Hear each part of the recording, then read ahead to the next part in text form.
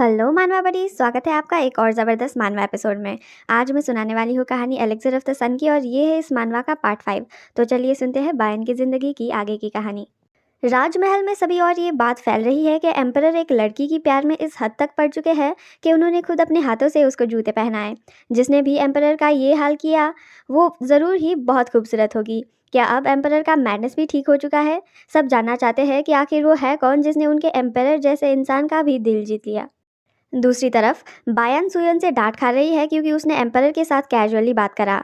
उसके इस हरकत के लिए वो मुसीबत में भी पड़ सकती थी। सुयन कहती है कि एम्परर से वैसे कोई भी बात नहीं करता, लेकिन बायान कहती है कि उस मॉन्स्टर को तो कोई परेशानी नहीं थी। सुयन उसको एम्परर को मॉन्स्टर बुलाना बंद करने को कहती है।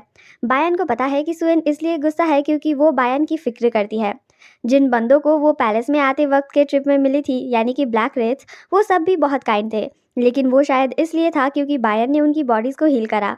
लेकिन उसने सुयन के लिए कुछ नहीं करा है अभी तक, फिर भी वो उसका बहुत ख्याल रखती है। बायान कहती है कि एम्परर उसके साथ कुछ भी बुरा नहीं कर सकता क्योंकि उसके पास एम्परर की मैडनेस को शांत करने की शक्ति है।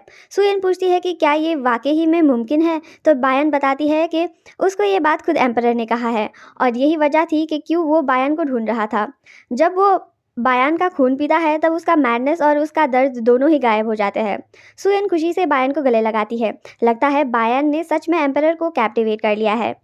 बायान कहती है कि वो एम्परर की प्रॉपर्टी की तरह है, तो उसका ब्लड भी एम्परर का हुआ। जब तक वो एम्परर को अपना खून दे पाएगी तब तक उसको अपनी ज़िंदगी की फिक्र करने की ज़रूरत नहीं होगी। बायान के लिए बस इतना ही काफ़ी है क्योंकि वो अभी नहीं मर सकती। खुद को ज़िंदा रखने को वो कुछ भी करने को तैयार है। सुयन को लगता है कि एम्परर बस उसके खून के लिए बायन के साथ ऐसा पेश नहीं आ रहा है क्योंकि वो इतने सॉफ्ट इंसान नहीं है। जैसा कि बायन ने कहा, सभी कॉन्कोबाइंस एम्परर की प्रॉपर्टी के बराबर है, तो अगर बस उनको बायन का खून चाहिए होता तो वो किसी दूसरे से बायन का खून निकलवा लेते। लेकिन उन्होंने सबके सामने बायन के लिए अफेक्शन दिखाया और सभी को पता है कि इसका मतलब क्या है बायन के अलावा। लेकिन क्या होगा अगर वो बायन को एम्प्रेस बना ले? अगर ऐसा हो तो वो बायन के पास्ट को जानने की और उसकी मदद करने की कोशिश कर सकते हैं और शायद वो उसकी रात की बीमारी को भी ठीक कर दे। ये सोच सुयन बायन को सब कुछ उस पर छोड़ने को कहती है। वो बायन को हेगे यानी कि महारानी बनाकर रहेगी। वो बायन को एम्परर को अपने वश में करने को सिखाएगी। बायन को नहीं समझ आता कि सुयन क्या कह रही है। एम्परर से मिलने को जाने को सुयन बायन को नहलाती है। उसके ब्रश से लेकर उसके परफ्यूम और उसके लिपस्टिक तक सुयन सब संभाल रही है। जब वो बायन का ड्रेस लेने जाती है तब बायन सोचती है कि वो तो पूरी फूलों की तरह स्मेल कर रही है, लेकिन लग नहीं रहा था कि एम्परर को उसके स्मेल में कुछ भी इंटरेस्ट था। वो सोचती है कि इन सब के लिए उसके पास वक्त नहीं है। आखिर क्यों उसकी माँ चाहती थी कि वो मून शैडो तालाब में जाए। उसकी वाइल्ड एनर्जी काम तो हुई, लेकिन वो उसके तालाब में नहाने से नहीं हुआ, लेकिन इसलिए हुआ क्योंकि एम्परर ने उसका खून पिया। क्या माँ को पता था कि वो वहाँ एम्परर से मिलेगी? क्या ये बस एक इत्तेफाक है कि वो बिल्कुल उस आदमी की तरह दिखते हैं जो उसके सपने में आया था? तब उसकी माँ ने उसके तकिए के पास एक चार्म पेपर रखा था और उन्होंने कहा था कि वो अच्छे सपने लाएगा। आखिर वो क्या है जो माँ चाहती थी? बायान और सुयन फिर एक कैरियज में बैठ एम्परर के ऑफिस की तरफ जा रहे हैं। सुयन कहती है कि ये कैरियज बस रॉयल फैमिली के मेंबर्स ही यूज़ कर सकते थे, तो बायान जब एम्परर को मिले तो वो उनको थैंक यू करना ना भूले। बायान कहती है कि ओके। सुयन बायान को इस बारी सच में होशियार होने को कहती है। पैलेस में पावर गेम्स बहुत होते हैं और बायान अभी उन सब के बीच में है क्योंकि एम्परर ने सबके सामने उसको फेवर दिखाया। कोई उससे दोस्ती करने की कोशिश करेगा तो कोई उससे जेलस होकर उसको नीचे खींचने को की कोशिश करेगा। इसलिए बायन को बहुत ज़्यादा केयरफुल होना ही होगा। तभी बायन कैरियर की खिड़की के बाहर देखती है और वहाँ एक तालाब में काफ़ी सुंदर फूल खिले हुए हैं। सुयन कहती है कि वो फूल ब्लू लिली है और ये तालाब अजूरे तालाब है जो कि पैलेस में बहुत फेमस है। ये सुन बायन शॉक रह जाती है। उसको याद आता है कि जब उसने अपनी माँ से पूछा था कि उनके गाँव में उसको मूनशाइडर तालाब कहाँ ही मिलेगा, तब उसकी माँ ने कहा था कि उसको तो फिर एक अजूरे तालाब ढूंढना होगा। वो सोचती है कि क्या यही वो तालाब है जिसकी बात माँ कर रही थी। सुयन बायन से पूछती है कि वो क्या सोच रही है, तो बायन उससे पूछती है कि क्या एम्परर अक्सर इस तालाब में आते हैं। सुयन बताती है कि हाँ, ये तालाब उनके लिए ही रिजर्व्ड है। लेकिन बायन को ये सब कैसे पता चला? बायन कहती है कि वो बस गेस कर रही थी। अब जाकर उसको सब समझ आ रहा है। मून शैडो तालाब, अजूरे तालाब, वो सब एम्परर को मिलने की जगह है और उसकी माँ यही चाहती थी कि वो एम्परर से मिले। अगर वो एम्परर के साथ हाथ मिला ले तो क्या होगा? जो बदलाव उसको चाहिए वो उसके बहुत पास आ जाएगा। पूरा का पूरा गाना गाओ को भी वो पूरी तरह से ख़त्म कर पाएगी। उसको कैसे भी कर अब एम्परर को अपने साइड में करना होगा। दूसरी तरफ जू यूल एम्परर को बता रहा है कि जिस कॉन्कुबाइन ने सबसे लास्ट टर्न चूज करा वो कोई छोटे ट्राइब से नहीं बल्कि रावण राज्य के रॉयल फैमिली से है। एम्परर पूछता है कि क्या वो सच में एक रॉयल है या फिर उसकी जगह मरने को भेजी गई कोई और है। उनके जासूस उसके नकाब की वजह से उसका चेहरा तो नहीं देख पाए लेकिन उसके बाल ऐश कलर के हैं। रावण राज्य एक फेमस राज्य है जो अपने लैंडस्केप्स के लिए जाना जाता है और वो लोग आसपास के दूसरे राज्यों के साथ खुल मिल नहीं करते। उस राज्य के लोगों के बारे में किसी को भी ज़्यादा कुछ नहीं पता, लेकिन इतना सबको पता है कि रावण के राज परिवार में ऐश कलर के बाल पाए जाते हैं और किताबों का इन्वेंशन वहाँ हुआ था और वो अब भी सबसे अच्छे क्वालिटी के पेपर और ब्रश बनाते हैं। ये तो उनको पहले ही पता था कि जो लास्ट का टर्न होगा वो किसी ताकतवर कॉन्कुबाइन को जाएगा, लेकिन उनको ये नहीं पता था कि वो कॉन्कुबाइन रावण राज्य से होगी। आखिर क्यों रावण की राजकुमारी किसी दूसरे को अपनी जगह में भेजने के बदले खुद वहाँ आई, और वो भी एक क्वीन बनने नहीं बल्कि एक कॉन्कुबाइन बनकर। जूयुल को बायान को लेकर कुछ शक है। क्या उसके खून में सच में हीलिंग पावर्स है? कहीं उसके कुछ छुपे हुए बुरे इरादे तो नहीं है? उसको डार्क सीज के बारे में और भी ज़्यादा पता लगाना होगा और बायान के बारे में भी। तभी उनको बायन के वहां आ पहुंचने की खबर मिलती है। एम्परर उसको अंदर भेजने को कहते हैं। उनका ऐसे कहने पर बायन वहां आ जाती है। जूयुल उसको देख चौंक जाता है। वो सोचता है कि क्या यही वो लड़की है। जब उसने सुना था कि एम्परर ने किसी लड़की के पैरों में खुद जूते पहनाए तब उसको लगा था कि वो लड़की कोई एलिगेंट और सेडक्टिव लेडी होगी, लेकिन बायन उसके इमेजिनेशन जैसे बिल्कुल नहीं है। वो सेडक्टिव तो बिल्कुल नहीं है और उसकी आंखें बच्चों के जैसे मासूम हैं। बायन जल्दी जल्दी चलते हुए सीधे एम्परर के पास जाती है और उनका हाथ पकड़ लेती है।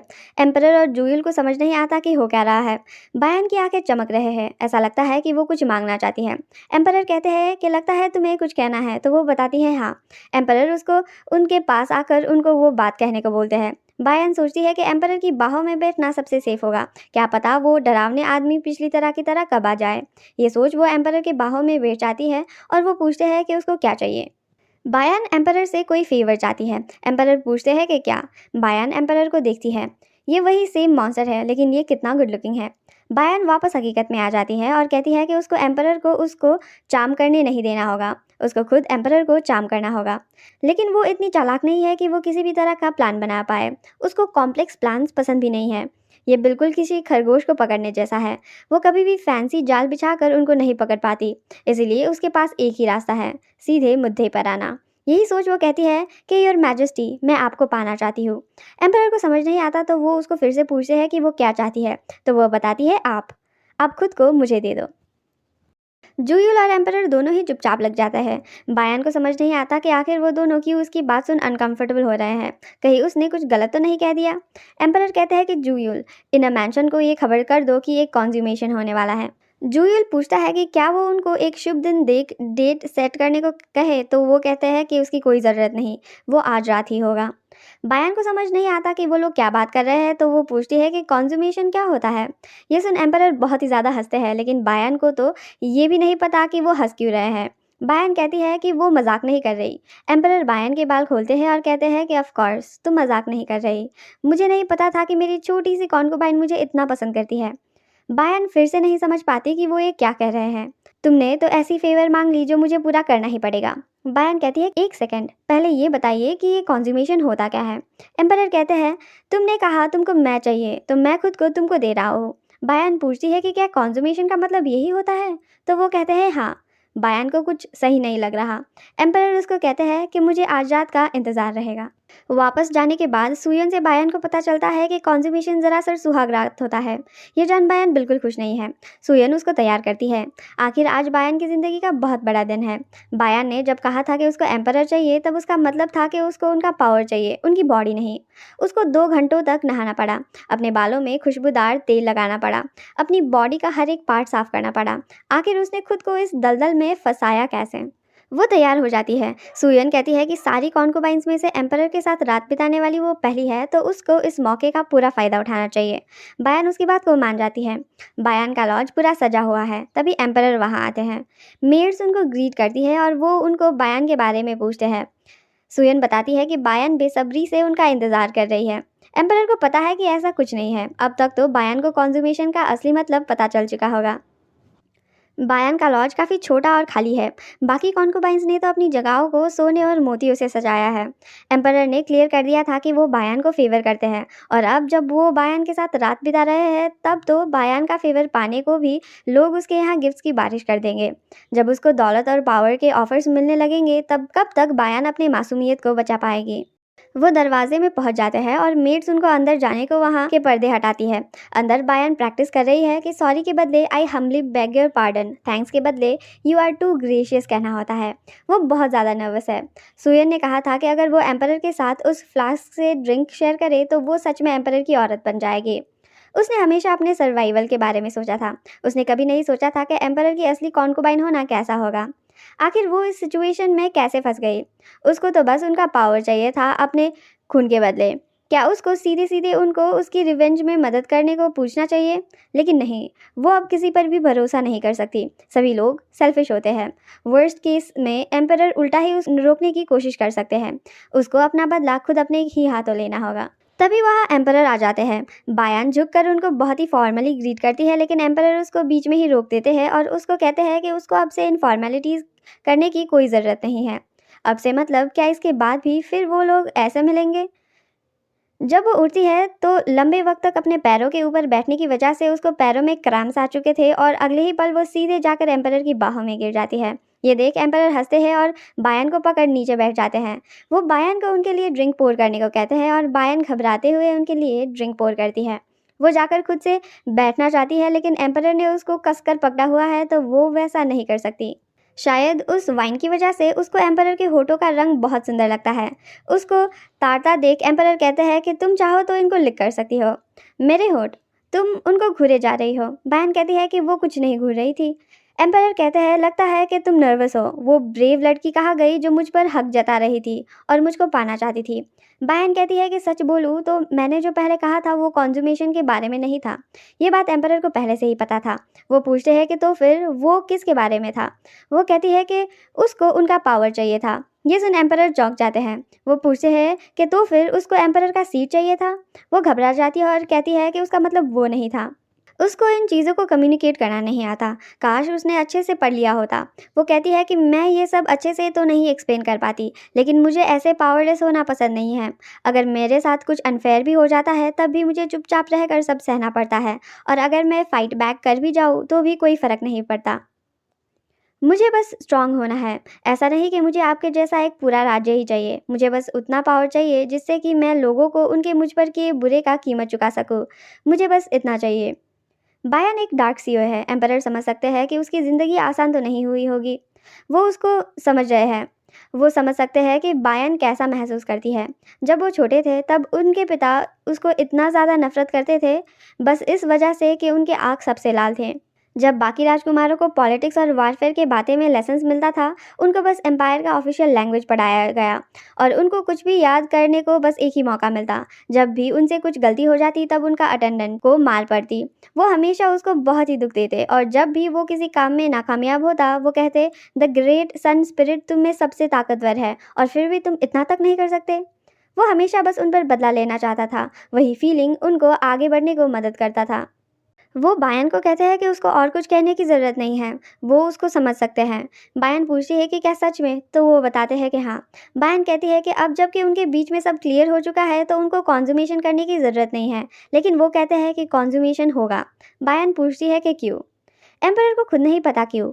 उनको कभी भी किसी के साथ होने की ख्वाहिश नहीं थी, लेकिन आज कुछ अलग सा फील हो रहा है।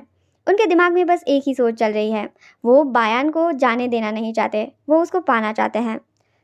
वो अपने हाथों से उसके होठों को छूते हैं और बायन फ्लिंच करती है। वो पूछते हैं कि क्या तुम अभी मुझे और भी करीब बुलाने वाला लुक दे रही हो?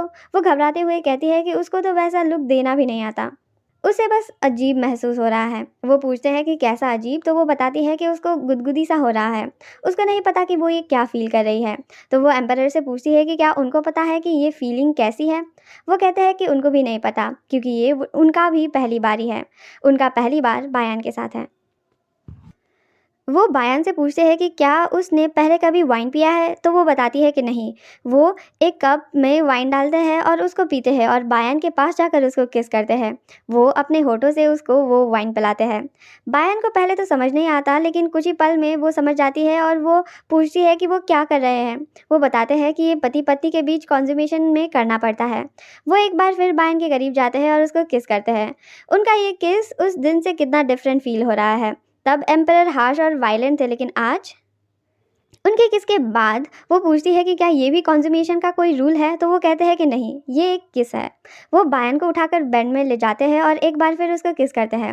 उनको पता है कि उनको सब धीरे धीरे ले जाना होगा, लेकिन उनका बॉडी उनकी नहीं सुन रहा। वो अब बायन को छूने को और उस पर अपने मार्क्स छोड़ने को और इंतज़ार नहीं कर सकते। वो बायान को पाना चाहते हैं। वो अपना रोब निकालते हैं और उनकी बॉडी में कई सारे स्कार्स हैं। बायान ये देख शॉक्ड है। वो सोचती है कि उनको इतने सारे घाव कहाँ से मिले होंगे, क्या ये बैटलफील्ड से हैं। वो उनको छूती है, लेकिन लगता है कि उसके ऐसा करने से उनको दर्द हो रहा है। वो तुरंत उनसे माफ़ी मांगती है। ये स्कार्स दिखते तो पुराने हैं, लेकिन शायद ये अभी भी दर्द करते हैं। एम्परर उसका हाथ लेते हैं और कहते हैं कि वो उनको छू सकती है। वो पूछती है कि क्या उनको दर्द नहीं होता। एम्परर बताता है कि सब काफ़ी पुराने घाव हैं, तो उनको इनसे बिल्कुल दर्द नहीं होता। बायान डरते हुए उनको छूती है। उन्होंने कहा कि उनको दर्द नहीं होता, लेकिन लग रहा है कि वो बहुत तकलीफ़ में है। वो अपने हाथ को यहाँ वहाँ फेरने लगती है, ये सोचते हुए कि क्या ये स्कार्स उनकी बॉडी में सब और हैं, लेकिन वो उसका हाथ पकड़ लेते हैं और उसको रोक लेते हैं। उनकी सांसें बहुत भारी हो रही थी। उस पॉइंट के बाद कुछ बदल गया। वो लोग एक शांत थ्रिल से एक अलग किस्म के जुनून में चले गए। उस रात एम्परर ने उसके अलावा और कुछ नहीं कहा। तो दोस्तों, आज की वीडियो के लिए बस इतना ही। अगर आपको वीडियो अच्छा लगा हो तो प्लीज़ वीडियो को लाइक कर एक कमेंट ज़रूर छोड़ना और साथ ही साथ चैनल को सब्सक्राइब करना मत भूलना, क्योंकि ये है आपका अल्टीमेट मानवा अड्डा।